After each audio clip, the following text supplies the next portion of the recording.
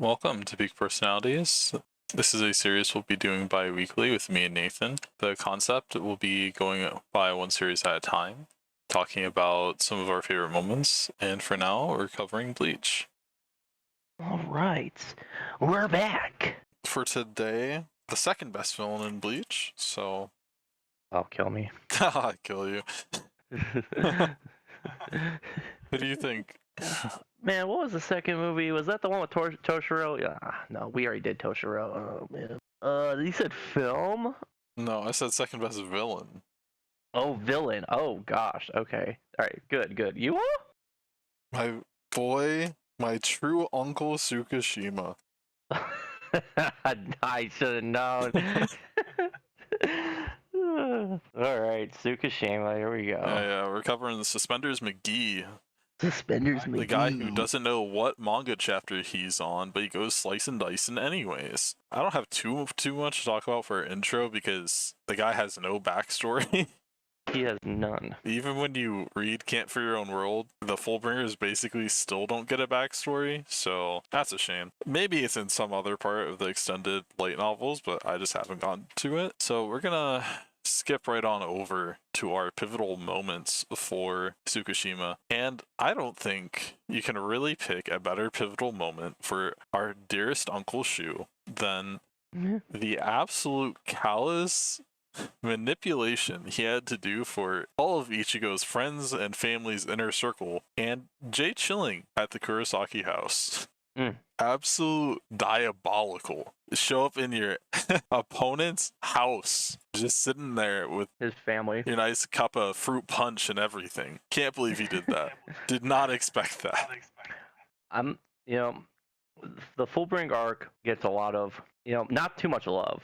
It's been getting love recently, but I think that was probably one of the most eye-catching moments because he's a villain, but he's a very unique villain because Aizen isn't gonna pull up into someone's house and be like, Ichigo. Aizen is just gonna sit there and do what he wants. But this dude's playing mind games to he's actually mentally trying to break Ichigo, to where he's just basically a husk at this point. And when he was just sitting there, I felt the anxiety Ichigo was feeling, which I love the way Kubo draw Ichigo with his sunken, he had really emphasized Ichigo's eyes sunken, not really sunken, but black shadowing, indicating Ichigo's oh my gosh, no way, and it's absolutely just peak villain moment. I will say definitely peak villain moment for a Bleach villain. Yeah, there's just too few instances in stories where you take a crib that's sacred like that, and you only do it once, but you completely get rid of the sanctity and security, and it does something to a reader, and it does something to Ichigo for sure, because he absolutely decks the guy, breaks his own furniture, and then when he is seen later with Ginjo, he says, yeah, I'm gonna fucking kill this one. Ichigo straight up doesn't tell anyone he's gonna straight up kill them before this moment, and honestly, we don't see him straight up one-shot a bitch in that start of the fight until he gets all the way to the 1,000-year blood war, and that's after he was caged and getting to listen to everyone dying in the Soul Society for God knows how long. Very bloodlusted. At the point of the story, and honestly, even factoring in most of the story, this is probably one of the worst moments for Ichigo. Easy top 3, I would say. Oh yeah, he was definitely at probably some of his darkest days, I'd say. Now, for strong character moment, this is gonna be an anime exclusive for me. Ooh, okay, this is gonna get me. Yeah, it's gonna get Nate over here, but there's a lot of things the Fullbring arc does get expanded on in the anime. They do add some extra foreshadow with they show the other characters getting attacked by Tsukishima, like Mizuru and Keigo and Yuzu. But one of my favorite additions to anime is before we get to the final set piece with Ichigo and his entire family and friends being attacked in that mansion fight. We get to see an additional instance with Chad and Orihime fighting Tsukishima and trying to fight the uphill battle of, beating your favorite uncle, brother, cousin. So they do their best to defeat him. And honestly, it's a pretty solid feat, I would say. Mhm. Because when it comes to actual humans, the only human characters we have are fellow Fullbringers and Quincy. So when you bring it down to that scale, Orihime has ridiculously strong powers in a combat setting because she can restore any wound. She can also deny any attack. And Chad, compared to most humans, at least, you know, you have to throw a caveat in, he is a formidable foe. And he dances around them like they're chess pieces. He has no issues dodging most of their attacks and systematically breaks them down until they can't fight the uphill battle of supposedly fighting someone near and dear to their heart. And we never got backstory on Tsukishima, right? So we don't even know if he has natural combat experience at all, or like he's classically trained. Like Ichigo was classically trained in actually sword training, back when he was younger. So Ichigo actually like has some familiarity like fighting, and some of our other characters too, like Chad, he was a brawler and whatnot. But I don't think we had anything with Tsukishima, right? Yeah, the only hint we get at Tsukishima's past is a single image of Ginjo meeting him when he was a child. So we don't know how much combat experience, if any, he has. He does have that crazy ability to kind of match his opponent if he picks the right part of the past to like tap into. So that does help him in some of his fights, but I don't know how his natural floor would be without additional amplification. Definitely one of the strongest, just natural characters. I mean, granted, his ability's pretty busted. It's reality altering, but you know, he still, you know, he gives captains work as someone that's not like training like Ichigo did without like a Bankai or anything like that. Yeah, he's a force to be reckoned for just a human. Kind of reminds me of like the damage Ichigo was able to do on the Soul Society. I think Tsukushima could do a similar number, at least on the vice captain side and some of the weaker captains. Oh yeah, I like to think he's pretty close to captain level. I think put him up against Toshiro, and I think he like early Toshiro. I'm pretty sure he bodies Early him. Toshiro. I mean, Komamura is a fucking jobber. Oh, yeah, I think Homer is. Like, yeah, I have to throw shade at Komamura's battle track because it's so sad. He's such a well-written character, but oh my god, oh man, he can't win a good fight for him. it's like he has a lot of pride in his Bankai. I don't know why, but he definitely. I mean, it's him. I understand the bonk, like, you know, it's the blade is you. But I really don't understand like what he's trying to show off here. I think he's just trying to cover up something with that big body armor. But you know, this is not a Komura video. I can't. I don't want to roast him for too long. You know, we're gonna go with biggest surprises next. Now, what do you think I would put down as biggest surprise? I mean, him coming to Thousand Year Blood War kind of did surprise me, but I wouldn't say it was like the biggest surprise about Tsukishima.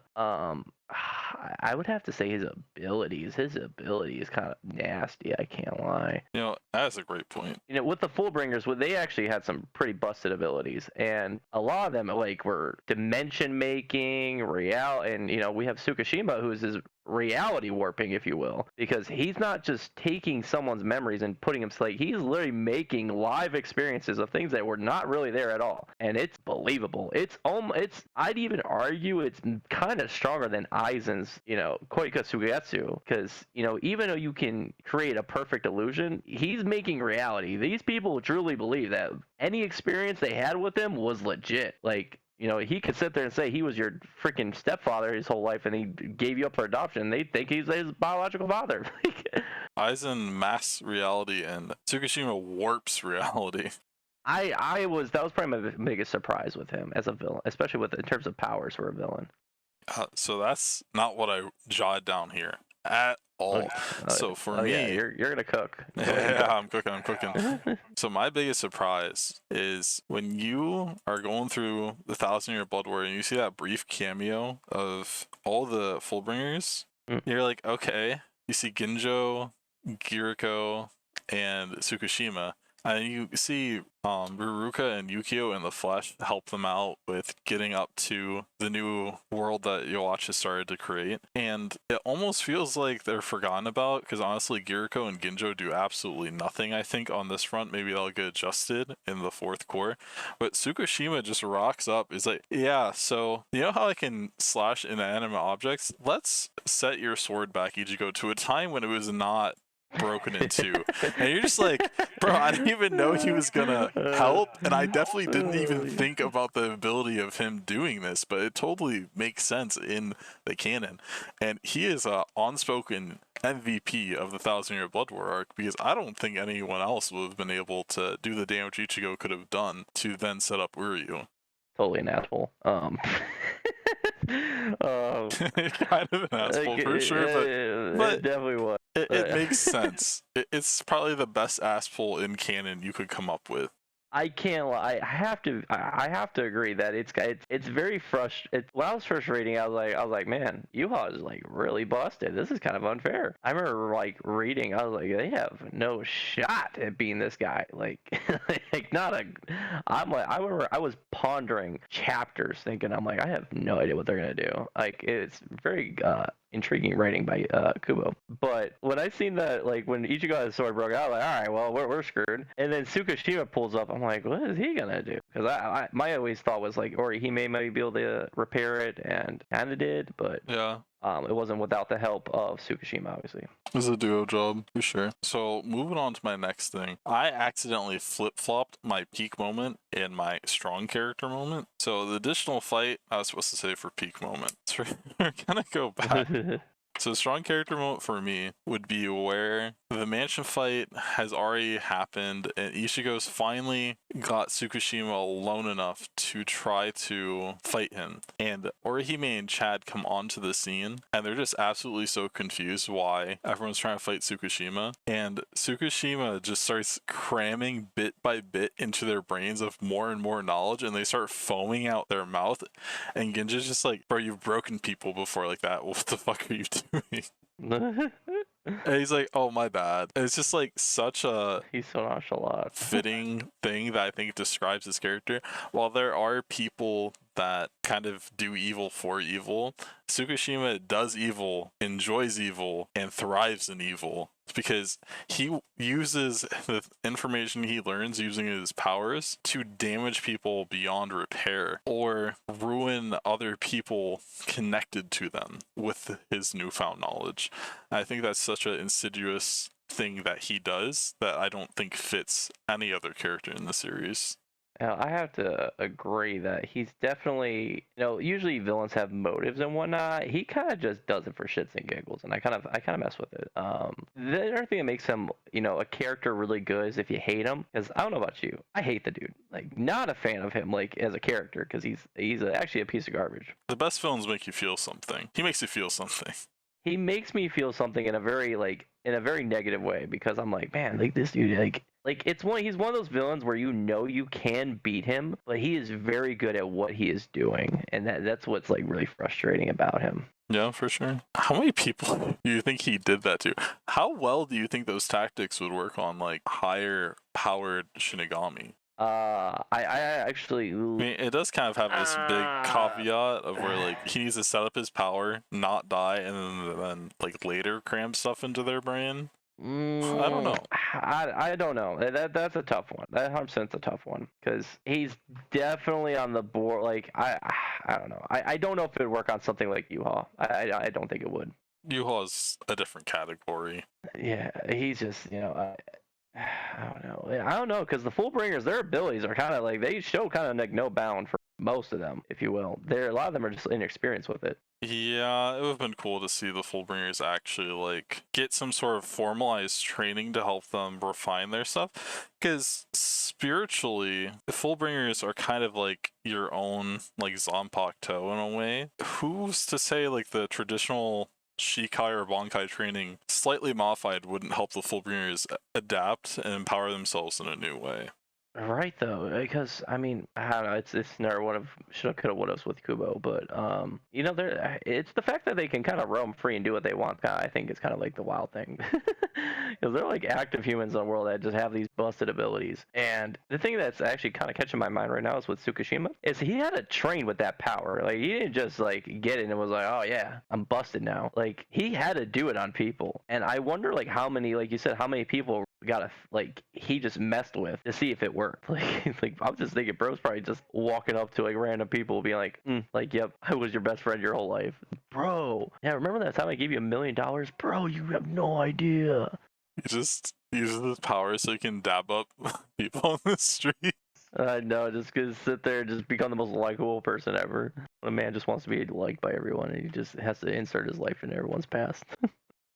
So last thing I have is favorite thing about them. I would say, even though he's very dastardly, there's something about him that feels like melancholic and bittersweet. For example, when Ichigo's powers get divvied up, he's like, what about Shishigawara? And you're just like, yeah, that kid doesn't need more power. He's like, oh, okay. And he also has some sort of softness towards Ginjo that I wish got expanded on, with Ginjo coming into his life when he was a child. And then lastly, the way he goes out with Shishigawara is surprisingly touching, because it's like what he was always looking for in some sort of twisted way. It was like a connection with someone, and he kept using his powers of changing the past, kind of like an emotional manipulator, to form these things. And maybe he got some enjoyment out of feeling important to these people,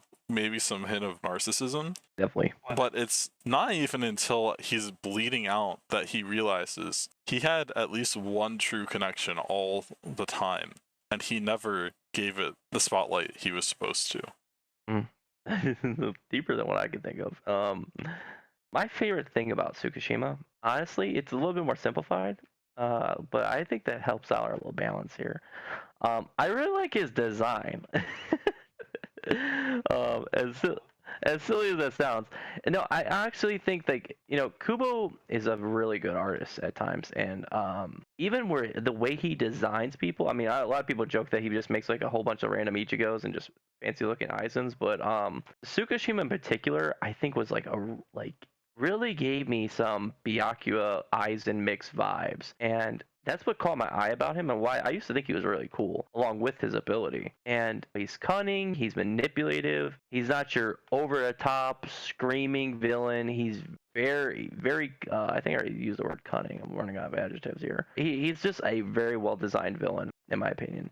And it actually once makes me, now I think about it, do you think that, Kubo doesn't just pair up characters to fight villains for no reason? Typically not. Why do you think he put Tsukishima up with Byakuya? They are very similar characters. They both have black long hair. They both have an elegance to them. They both are kind of quiet.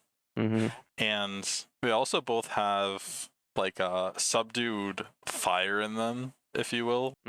Like if a switch gets flipped, they can be very cutthroat and very fast. For example, Byakuya is one of the only people that said, let's stop the shonen trope of the guy powering up while he talks about like he's on some shit and just obliterates him. And he tries to decimate Gerard. That's the exact type of shit Tsukishima would also do. So they're very much a fit from looks, personality, and the other thing is maybe he already thought of that idea of Byakuya getting attacked and then overcoming it based on the bonds, genuine bonds that he has formed with Ichigo and crew, because that's such a great reflection of the fake and superficial bonds he has created along his time with execution. Yeah, it's honestly one of my favorite Byakuya moments actually is when Tsukishima's like, I know everything you can do, yada yada yada. And Byakuya just sits there and throws a hand cannon of freaking petals into him. Yeah, Byakuya basically says, you don't know everything about me because I am still changing. I'm still growing. He's still evolving. And that's probably one of my favorite moments, actually, in that whole arc. It's a great moment, for sure. Passively just throwing Tsukishima under the bus for getting, fisted petals. But I digress. I thought that was one of the coolest moments, actually, now I think about it. That's definitely a peak moment for Byakuya. Put it on the checklist. We already did Byakuya. I know we did. Let me go back. Gotta get our fucking references in. Oh man. Well, I mean, that's all I got on Tsukishima. Yeah, that's all she wrote. That's all she wrote.